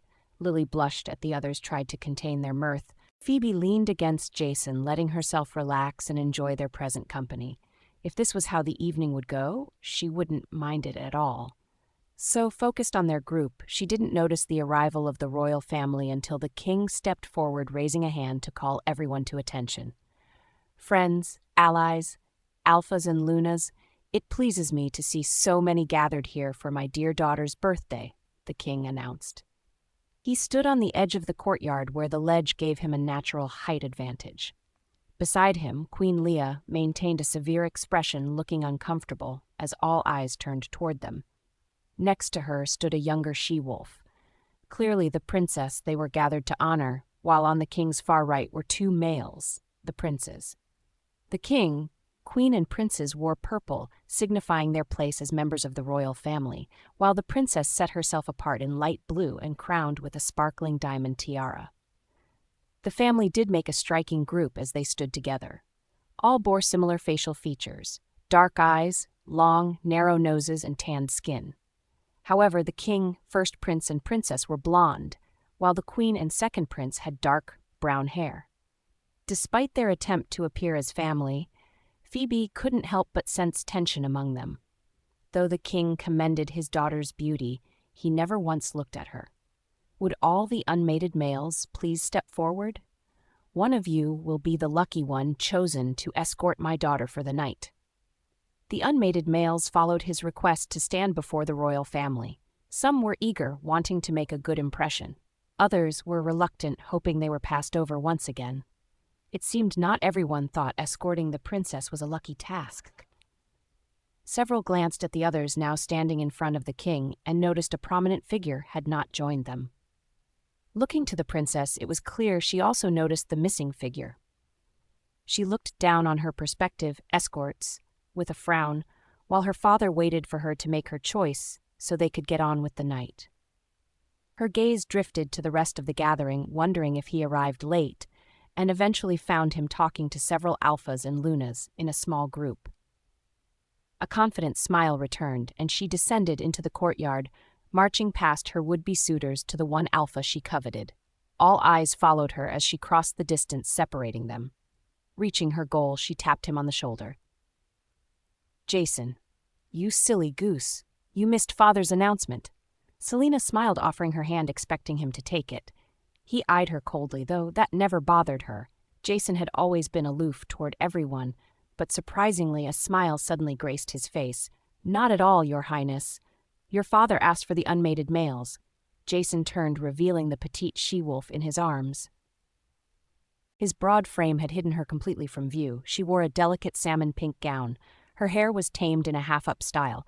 Despite its rich, dark color, she was rather pale and plain-looking compared to other she-wolves. Her most remarkable feature was her gray eyes, which shimmered silver in the moonlight. "Allow me to introduce my mate and Luna, Phoebe." Jason smiled. "Phoebe Angel, this is Her Highness, Princess Selena." "Hello, Your Highness." Phoebe smiled. "It's very nice to meet you." Selena stared in disbelief. Did Jason, a wolf who claimed he would have no other but his fated Luna, who was this she-wolf? Jason bowed his head, nuzzling Phoebe and nipping her ear. "Jason," Phoebe chuckled. Jason growled, smiling and enjoying her against him. For a wolf that had always been cold toward others, it was strange to see him so warm and openly loving. It was clear his actions were not only a surprise to the princess, but the other wolves around them. Phoebe shot him a glance in clear warning to mind his manners before looking again to the waiting princess. "Congratulations and happy birthday." Thank you." Selena's mouth twitched as she muttered her reply. She watched in jealousy as Jason cuddled his Luna, showering her with love and attention. In all the years she knew him, Jason was always cold and distant. He virtually sneered at any she-wolf begging for his attention, even her. However, as an unmated male, he could never deny her on her birthday, and she always chose him as her escort. Even so, he maintained his distance and acted as if her touch revolted him. And yet there was no sign of that now toward the petite she-wolf in his arms. He treated her so tenderly. There was no doubting his desire if the heaviness of the musk in his scent was any indication. Phoebe kept elbowing him and shot him warning glances, but her smile made it clear she delighted in his attention. Just who was this she-wolf? How was she able to get his attention and love? "Ah!" Jason suddenly looked up. "Phoebe, there's someone I wanted to introduce you to. Shall we?"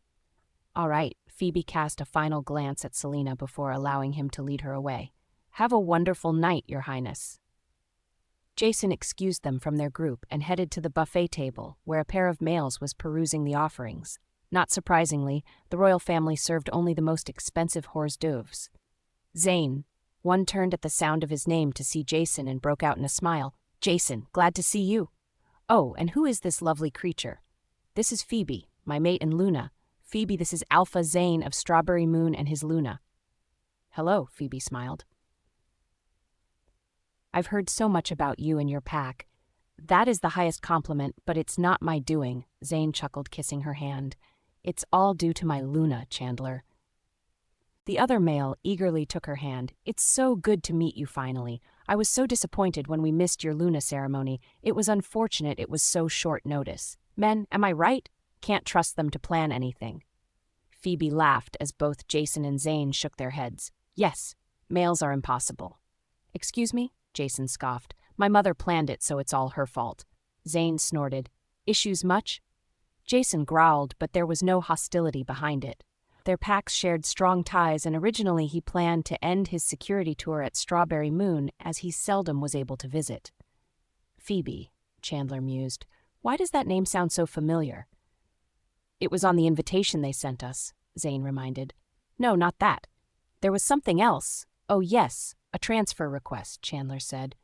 "A few years ago, you remember, we had a young male, a rogue, arrived on our borders. He wanted to join and said he had a friend he left behind in his old pack.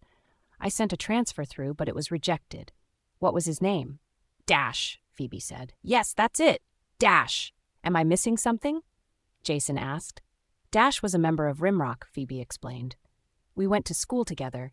He was one of my few friends. He had a hard time when it came out he was bisexual. The warriors in particular were pretty brutal. He finally had enough. I helped him purchase an old beater. He cut ties and went rogue. He later contacted me saying he had joined Strawberry Moon and offered to have them put in a transfer for me to join as well. By that time, I was already taking care of Blake and Emma, so I couldn't just leave, and I couldn't let the pups go rogue either." "I didn't know he actually did put the request through." "I'm guessing it never made it past our Alpha's desk," Chandler sighed. "I warned him. It was a long shot, but he felt bad about leaving you behind, especially knowing you had been rejected by your mate. But Luna? That's interesting." He looked to Jason, who stood behind her with a pensive expression at this new revelation. It was almost a fluke he visited Rimrock and found her. If she had transferred to Strawberry Moon, Phoebe would have been even further away, and given his mother's call made him cut his security tour short, he probably never would have visited Strawberry Moon, especially knowing their pack security was excellent. "Perhaps it was best it didn't work out," Chandler said, coming to the same conclusion. "Dash will be happy to know you are doing well." "How is he?" "He's one of the best trackers and warriors we have," Zane announced. "Oh, good," Phoebe sighed. She was glad to hear he was doing well after all the difficulty he endured. Jason's embrace tightened in comfort. She leaned against him, enjoying his warmth. Yes, they were all in a much better place. "Oh." Selena watched Jason walk away with his Luna still in disbelief. For years, she pursued him, confident he would eventually choose her for his mate. She was a princess after all. Who could be better? Despite the fact he claimed to be waiting for his mate, she knew he had to be getting impatient. No male could hold back his urges forever, and she was determined to be there when he finally succumbed, but he never did. And now he found his mate. The warmth in his gaze was no illusion, but it was reserved only for Phoebe. He held her, nuzzled her, devoted all his attention to her. Selena never imagined he could be so loving or attentive. But why that she-wolf? Phoebe was pretty enough, Selena supposed, in a plain sort of way. The gown she wore showed off her gentle curves, but it was nothing compared to Selena's endowments. She knew just how appealing she was to other wolves. What was more, she had ample experience pleasuring males, so she knew she could easily win anyone's heart. Yet Jason refused to touch her. Anytime she tried to entice or seduce him, she was met with a firm rejection. He never even spent a single night in the royal palace, though she offered him a bed many times. Every birthday he escaped as soon as propriety allowed, with hardly a goodbye. Selena thought he was just being shy given his inexperience. But now she watched him with his Luna, the way his hands caressed her, his arms embraced her, his mouth hungered for her. It was clear there was no shyness in him. He devoted everything to her. It couldn't just be the mating bond. Her father assured her the mating bond was nothing special. They had the freedom to choose their most suitable partner. That was why she rejected her fated mate. She deserved better than a mere royal guard. She hadn't expected the pain that cut through to her very soul when the bond severed. But after a dose of wolfsbane, the pain went away, and it had the added bonus of silencing her whining wolf for a time. If she rejected her mate with such ease, there was no reason Jason couldn't, especially as he hadn't met her yet. He was free to take any she-wolf for his mate, so why then did he have no interest in her? She was the only princess and possessed a royal lineage. So why? Why did he look at her with disdain when he had only love for such a plain little she-wolf? It didn't make sense. "Something the matter, princess?" Selena jerked from her thoughts to see Lucille eyeing her. The she-wolf had always irritated her, but since Lucille was Jason's sister, Selena had no choice but to tolerate her. It just wasn't right. Selena was from the royal family, yet Lucille never showed an ounce of reverence. Ancient bloodlines or not, how could Lucille dare think herself better than a princess? Because she had a mate? He was only a gamma. With a growl, Selena spun on her heels and returned to her waiting family and unmated males, longing to be her escort. She would show Jason exactly what he was missing. Lucille snorted back a laugh, watching her retreat. She was actually glad she had been dragged along after all. "You and your brother play a dangerous game," Reed commented after the princess left them. "What can she possibly do to us?" Lucille shrugged. "Power or not, she is still of royal lineage," Reed reminded.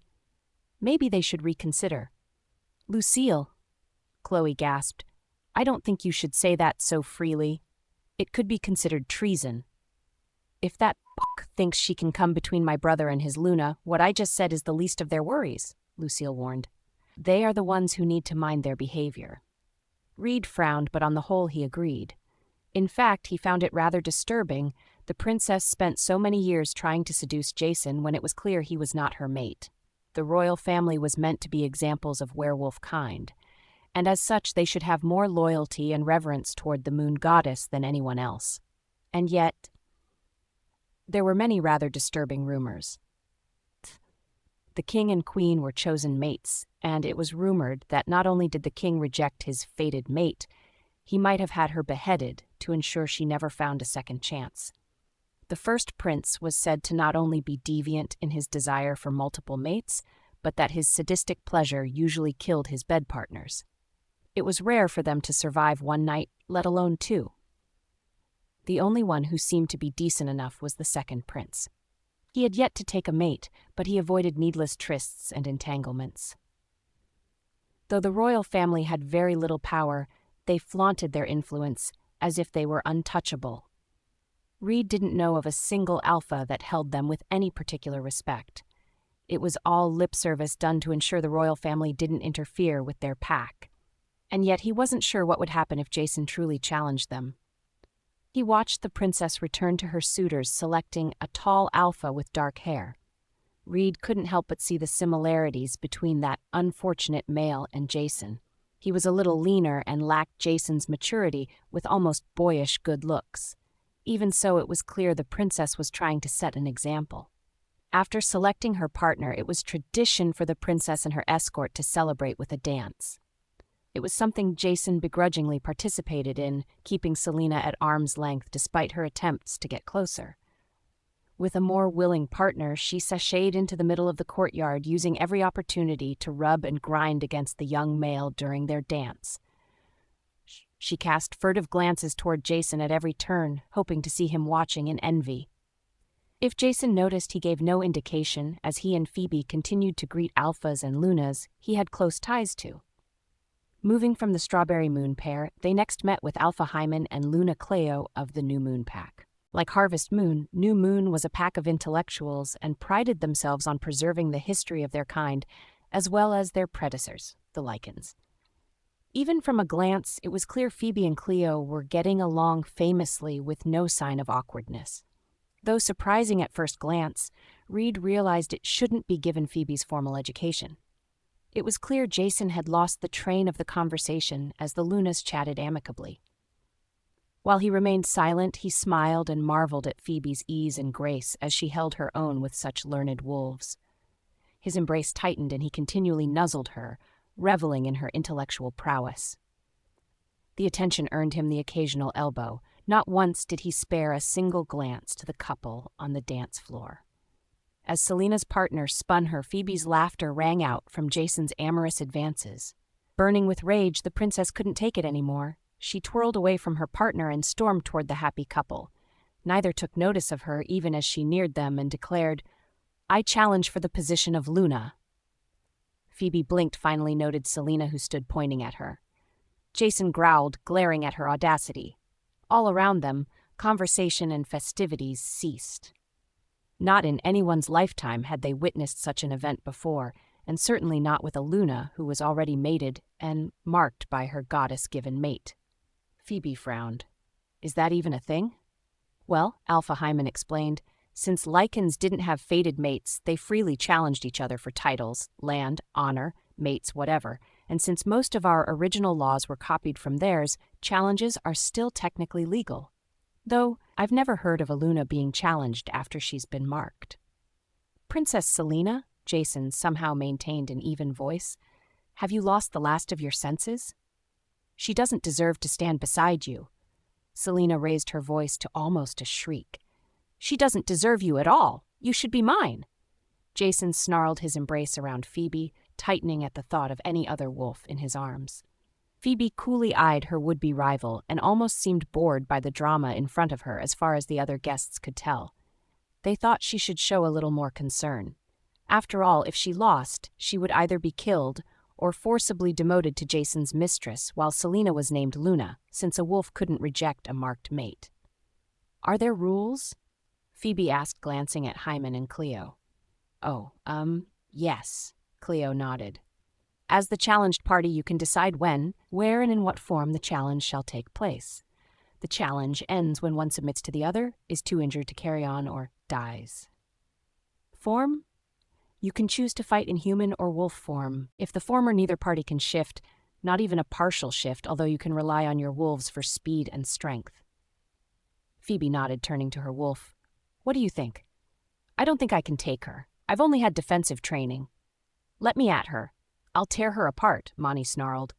"Are you sure? Everyone will see you." "It's fine. Our mate is here. We have nothing to fear." "All right."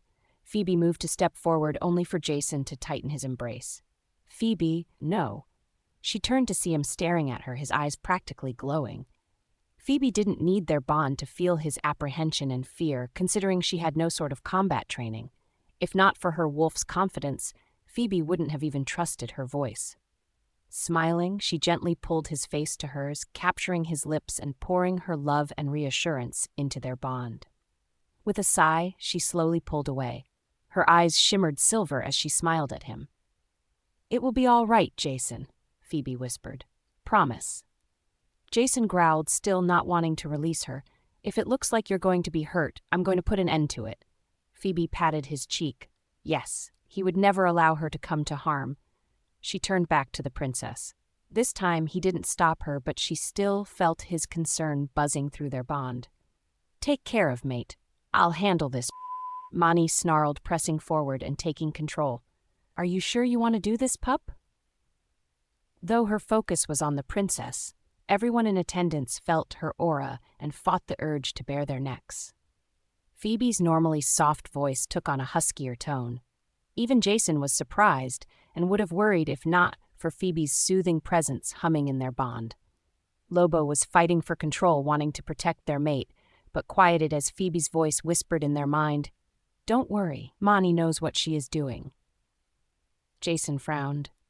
Did Phoebe mean her wolf was in control? It was rare for their wolves to seize control when they were still in human form. Watching as Phoebe approached, there was no awkwardness in her gait, which was the usual sign a wolf was trying to manipulate a body they weren't familiar with. Yet considering how in sync Phoebe was with her wolf, perhaps it wasn't a surprise they could switch so easily. "You are nothing but an omega," Selena sneered. "I'm the princess and a white wolf." "Oh, pup. Someone has been filling your head with nonsense. White wolves are nothing special. They just get dirty faster." Selena scoffed, nearly choking on her outrage. Ever since her first shift, her mother had been praising her beauty and rarity. White wolves were seldom seen, so their appearance was always celebrated. How dare this she-wolf claim different? "Do you accept the challenge or not?" Selena demanded. "Accept, of course." Phoebe's silver gaze shimmered with amusement. Here and now will be fine. Our wolves will settle the score. No proxies. You will fight your own battle this time. Selena sucked in a breath, twitching. It was a little-known rule that royalty could rely on a proxy to fight their duels to prevent injury to themselves unless stipulated before the start. She had been planning to send in a warrior. If she tried to now, she would be forfeiting the fight. The gathered crowd murmured amongst themselves. Rumors traveled fast, and many heard Phoebe hadn't even shifted for the traditional moonlit run. Many took it as a sign she was indeed wolfless. But now she accepted a challenge and wished to fight in their wolf forms. Was she not wolfless? And no proxies? What if the princess was injured? And yet, there was no denying the aura that swirled around Phoebe, engulfing them all. There was a weight to it that was hard to resist. They not only wanted to bare their necks, but also take a knee in reverence. Remember, pup, you wanted this. Don't hesitate now.